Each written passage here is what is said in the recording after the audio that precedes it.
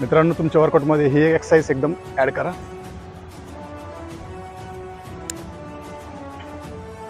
त्यासोबतच फेकताना तुम्ही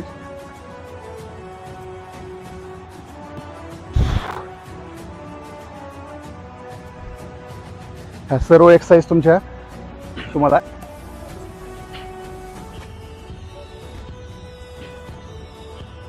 अजून एक एक्सरसाइज मित्रांनो मी तुम्हाला सांगणार आहे. हे पहा, रबर बँड असेल तुमच्याकडे तर 1 2 ही जी एक्सरसाइज आहे मित्रांनो तुम्हाला जागेवरून गोळा करण्यासाठी खूप फायदेशीर आहे. आणि जर तुम्हाला स्टेपिंग गोळा टाकायचा असेल तर हे पहा, पूर्ण ही तुमची मुवमेंट अशी असली पाहिजे. बघा, जागेवरून तुमचा खालचा जो टो आहे तो फिरला पाहिजे, जेणेकरून तुमची हिप पॉवर आणि गोळा रिलीजिंग